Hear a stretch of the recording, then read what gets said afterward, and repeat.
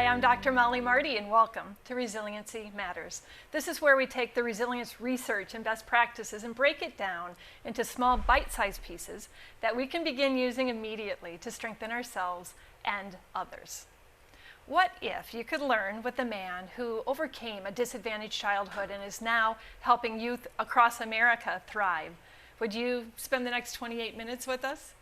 What if in the next 10 minutes you could learn specific ways to help kids grow more strong and resilient? Would you hang out with us? Who is us? Meet my other half today, Okpara Rice. Okpara is president of the American Association of Children's Residential Centers and CEO of Tanager Place, a behavioral health care organization in Cedar Rapids, Iowa that touches over 5,000 youth and families. He also is on the board of directors for the National Alliance of Mental Illness here in Linn County. Welcome, Okpara. Thank you for having me. I appreciate it. I am thrilled to have you here. You have dedicated so much of your time, both as a direct service provider and then a senior administrator, to help youth and families. And I don't know many people from watching you who spend as much time and energy as you do really thinking about how can we make kids whole. What drives your deep-seated interest in youth resilience? You know, for me, I was one of those kids who weren't supposed to make it. I was not supposed to make it out of inner city Chicago. So I come from a family of a father who was a drug addict. So we were homeless for a time. A mom who had a lot of issues with depression, and I just happened to be one of those kids who found a way through some pretty tough circumstances to continue to go forward. And for me, my life's passion has been to how can we help youth go forward, and to be able to use part of my example and part of my life to do that, because I think there's tremendous potential out there, and so we have to teach kids that life can knock you down sometimes, but you keep going, and I'm a good example of that, I think. And now I see you bring that also to your sons as a father. When we first scheduled a meeting to talk about this show, you came in with a last-minute request for postponement, which was Right. cool with me. Right. When we did get together, you talked about the reason for that and the insights it brought. Yeah, you know, every once in a while you get a little bit of a reminder as a parent. So one of the things that I'm most happy about every single day is that I'm a dad, and I have a 9-year-old and a 6-year-old. And my 9-year-old was in a science fair. And that morning, he says to me, "Hey, Dad, you're going to be there, right?" And I said, no, I got a thing I got to do. I'll hear about it. It'll be great. Good luck. Kissed him. And then later in the day, it just occurred to me. I was like, wait a minute. You know, how many of these life moments do you have? And let me just email you and say, hey, you know what? I don't think I can do it today, and this is why. And to understand that, I think you would understand that, but also as a parent, that it was important for me to be there for that moment for him and to surprise him. And it meant the world to him. But as I go back and think about things later that night, I think, God, I have the flexibility to be able to do that. So what about those parents who don't have that flexibility, who can't leave work, or who can't be there to support their kids, even though they may want to, and how heartbreaking that must be for both the child and for the parent. And I think sometimes we lose sight of that and don't quite understand the trials that also parents you know, go through in trying to be there for their kids, and it's so much more complex. And I'm lucky that I do have that flexibility, and my son definitely appreciated it. That's neat. Yeah, I'm sure his eyes lit up when you walked in that door. Absolutely. And I've learned a lot from just watching you, and you do put yourself in other people's shoes and in the parents' shoes, and a great deal of empathy. So I appreciate learning from you. With your interest and your expertise, what we're going to spend a chunk of our time today talking about is our Thrive model of resilience. And we'll put a reminder for our viewers, or maybe an introduction for our viewers up on the screen. Our Thrive model stands for Trusted Adults, High Expectations, Resilience Building, Involvement, Vision, and Enrichment. So the first factor, trusted adults, the research is clear that this is the most important factor in stabilizing young people. How have you seen this play out in children's lives? I mean, I see it every day. One of the things that we know about children is that they need somebody who's going to be their champion. You know, good and bad. Kids kind of, you know, go up and they go down, but they need somebody who's in their corner. And what we can give of ourselves is time. And as somebody who can be there to help guide a child through the myriad of challenges that they face via school and the community, self-esteem, you know, how they grow, having somebody in their life that they know that they can count on is really impactful and very meaningful. And you extend that out to other children, not just your own children, but knowing that you can have that impact. And that I tell people all the time, hey, mentor, get out there just to be with kids, or just, hey, talk to some kids as you're waiting in line, or hear what kids are talking about.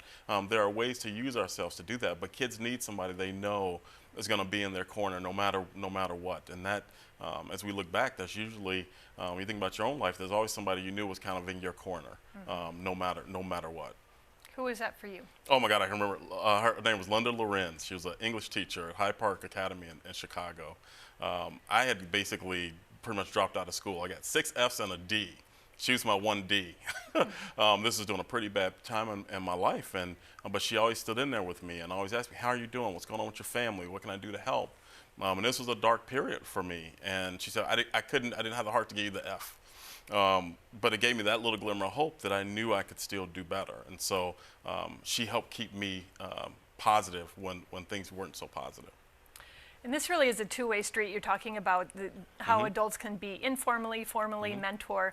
How about to some kids that might be watching this show, how do they open themselves up to that relationship or welcome that relationship? Yeah. I think that one of the things that is important, and today especially, is that kids have to be open to mentorship and to ask questions of people, and people who have gone before them. I was lucky. I had a grandmother who grew up in times when she wasn't allowed to even go to school. And so I would always ask her questions. And I've always just sort of believed that it's our responsibility as adults that if kids come to us, or even give us a little glimmer to reach out to, that we're there and accessible. But kids also have to know it's okay to do that. And that it's okay to take a little bit of a risk and say, hey, how do you do what you do? Or, boy, I'm really interested in that. Can you tell me more about that? And I think that also leads to that connectedness they may feel with an adult, and lead to a wonderful relationship that can be, so when that's really the roots of what mentorship really is. So moving on to high expectations, it's that dance between challenging kids to be their best and then helping them, supporting them get there. What do you see in the area of holding out high expectations for our kids? I think we have to understand that what we want for kids may be different than what they want for themselves. And to understand that, it's okay, we're pushing, but we're pushing in a way that makes sense for that child. And understanding, wait a minute, what is success for my child? Because each child is so incredibly different. Both of my sons are incredibly different, and the way they approach life is very different. So for me, what is my expectations for one is not the same for the other, but helping them find this is what I believe I should be doing, and this is what I can do really, really well, and me helping them and push them toward that.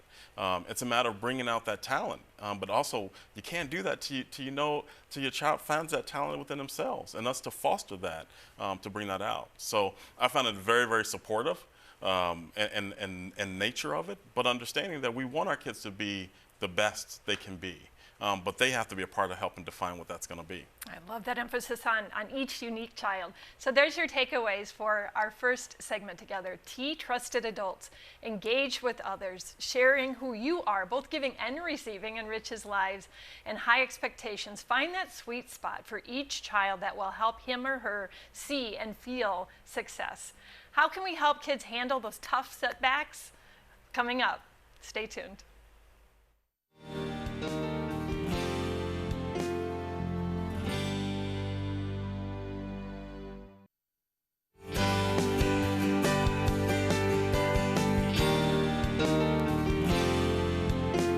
Hi, I'm Dr. Mollie Marti, and welcome back to Resiliency Matters. We are speaking with Okpara Rice, an expert in childhood behavior. And we are talking about the Thrive model. We've talked about trusted adults, high expectations. Next is resilience building, coping skills, a mindset for positive growth, growing strength.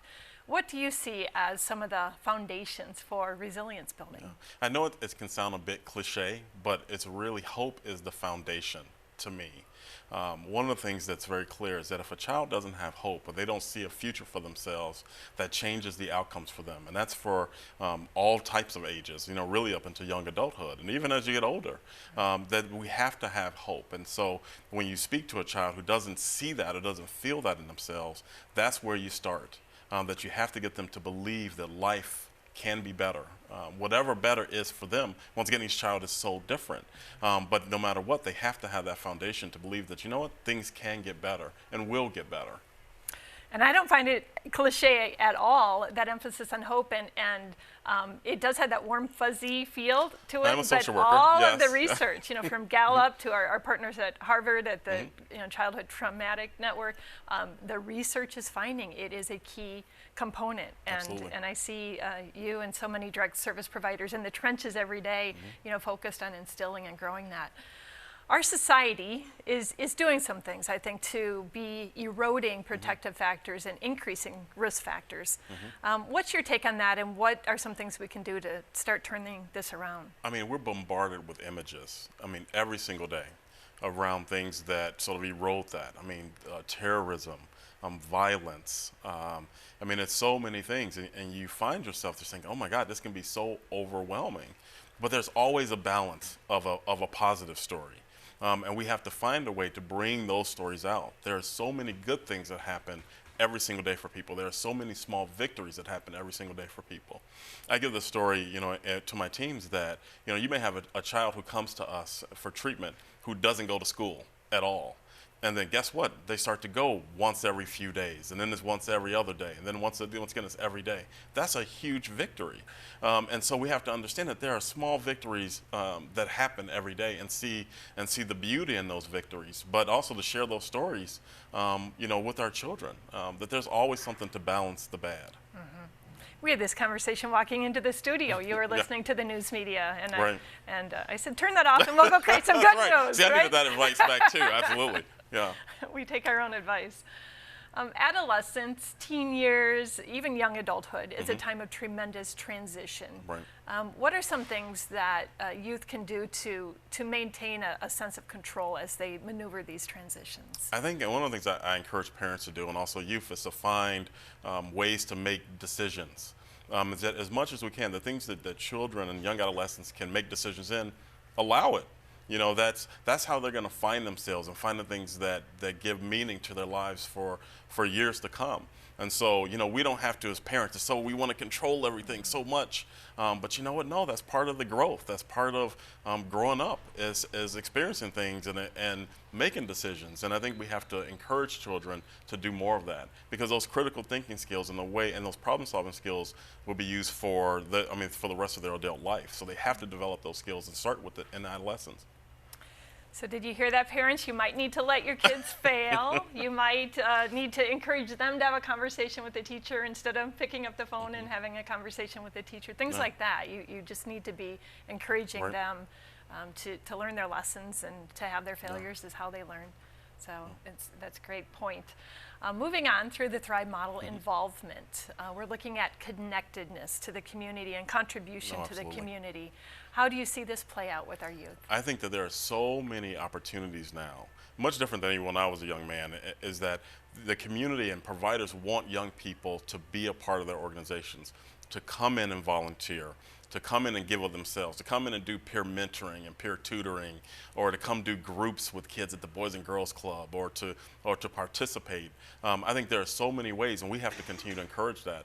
A lot of young people are planning events. A lot of young people are much more tied into what's happening in society and news, and are leading protests and asking for broader discussion about some of these societal issues. I think that's a huge piece, and I think we have to continue to encourage that, but also to draw young people in when we have opportunities to draw them in to be a part of our work. And how have you seen that benefit a child to be involved, to experience that connectedness? I had a conversation with my nephew the other day. He's a sophomore at Marquette University, and he's been doing mentoring of a young lady who's in high school. And he just told me about this interaction they had one day. He's tutoring her in math, and she's talking to him about college, and sort of her, her eyes are lighting up about what is possible. And she's from inner city Milwaukee. And he just said to me, like, well, I didn't know. I just thought I just assumed everybody did this, and everybody was going to go to college. And I said, no, it doesn't work that way. But you may have inspired her, and you didn't even realize it, to be bigger than what she ever thought she could be. And so I see that these little interactions happen every single day. And those are the things that we don't necessarily notice in society, because we spend so much time focused on sort of the negative, but those things have profound impact. And so for her to also go volunteer for somebody else, it's like paying it forward, and it happens much more than we think. What a great example of also thinking you're giving and look what you get back. Mm-hmm. Yeah. So what would you say to a youth who's watching us, who is not yet involved in their community, is not doing any sort of service?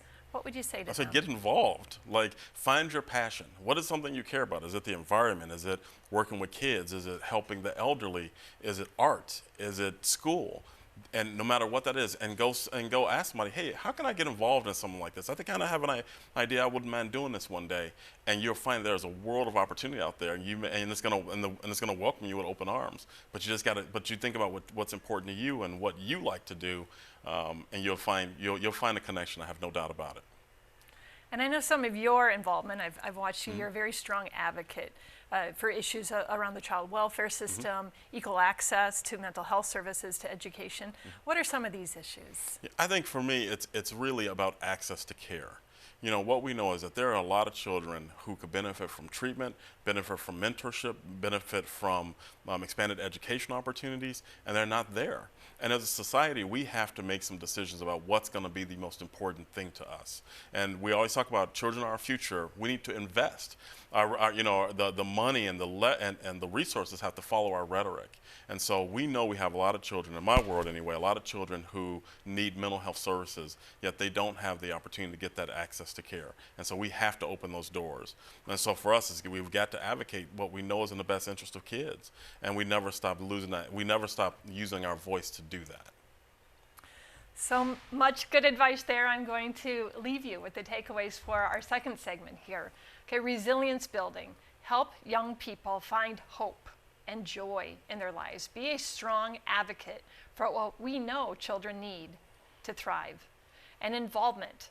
Adults find ways to be involved and then get young people involved. Your time and passion can make a world of difference in the life of a young person. As Okpara just mentioned, our kids are being bombarded seemingly every day by negative news. What can we do to help them through that? Stay tuned.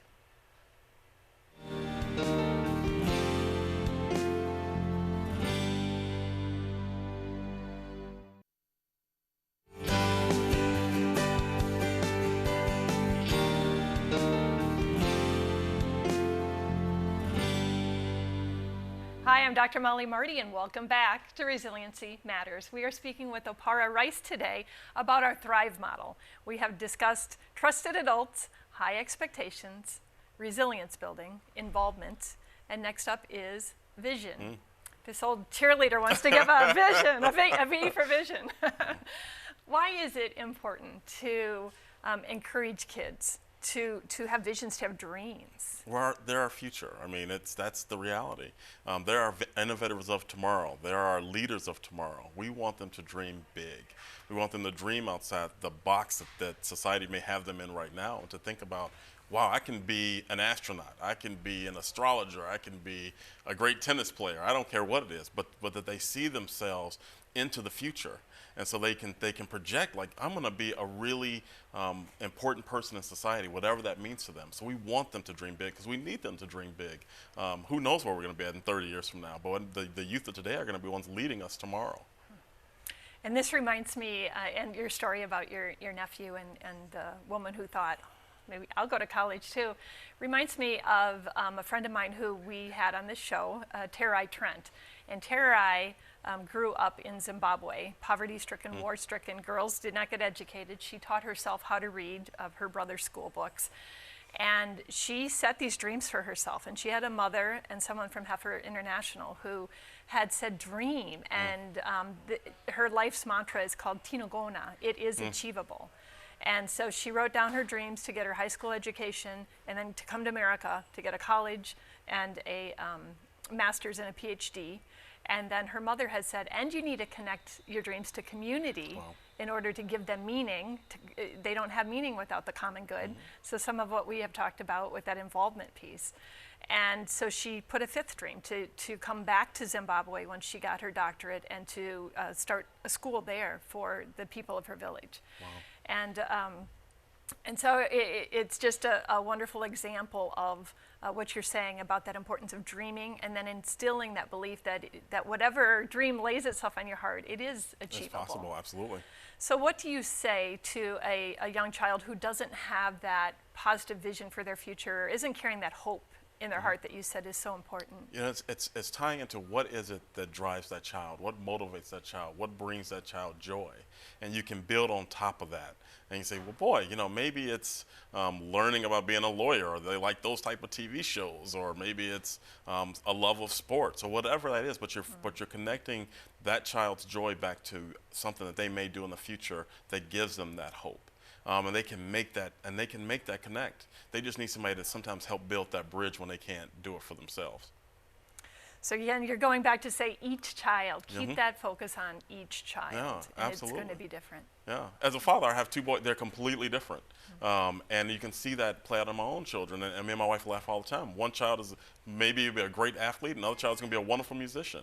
But except either way, they're going to be tremendous men. So I can't wait to see how they turn out. So, but just finding that joy and helping build on top of what makes them happy. So moving on to our last factor, enrichment. It's about growing and nurturing our strengths and then sharing them. How have you seen this play out with youth about enriching them? I mean, it's just what I was just saying about my sons, is that we want to expose kids to as many different things as possible, be it art, be it writing, be it dance, be it sports, whatever, because they're finding what's going to be those things that bring them joy later in life. It's also where they start to develop a really strong peer network as well. And so we have to keep kids exposed to so many different things just so they can even touch it, because we never know what it's going to land on for them. And so that's why when we talk about leveling the playing field and making sure that all children have opportunities, this is partly what I mean, is that we want to make sure all children have the opportunity to experience different things, because you never know what's going to be what lands on their heart, and that's going to be what's going to, you know, their peer network, and also bring them joy as they grow into adulthood or even a possible career. So it's really important. So those enrichment activities matter a great deal. And the research, you touched upon a piece that the research again shows is an impactful factor. That peer network, being involved in at least one peer-related activity, helps stabilize our kids. What do you think is going on there? Why is that especially important? I mean, I guess you're at a certain point where your peers matter almost more than your parents. And you're with your peers so much. You're spending all day with them in school. You know, that's your social network. And that carries over through life. You know, really. And so that dynamic can be also very, very supportive. Once again, I go back to my own children who have their friends in school, and when they get in trouble, they're both in trouble. Or when they're having fun, they're both having fun. But that support network means a great deal, because that also helps build kids' resiliency. Because somebody's going to be there, somebody your age is going to look you in the eye, the same height as you, and say, no, it's going to be okay, man. It's going to be all right. We'll get through this. No, we can handle that. And that's a very powerful dynamic that we need. And we need that as adults too. That somebody's going to just kind of put their arms around us and say, yeah, it's a crappy week, but you know what? It's going to be better. Yeah, it's important. All right, so we've covered this big Thrive model. Any last words to our adult viewers or children watching the show? Sum it up for us. Take it home. Bring it home. No, for me, I think it's very simply that we know that we can learn a lot from each other. Adults can learn a lot from our youth, and our youth can learn a lot from our adults, and that we have to get engaged and have that dialogue and open that communication together and open that pathway, because I think that's where real connectedness can happen. Great advice. So here are your takeaways for our final segment, vision. Don't be afraid to let your mind wander outside the box. Dream big, and we are talking to both you adults and you as you support our youth. And enrichment, be vulnerable. Openly sharing your strengths and passions will bring you more rewarding connectedness and opportunities to grow. Thank you so much to our guest, Okpara Rice, and to you, our viewers, for joining us on Resiliency Matters. I'm MediaCom MC22, your local programming leader.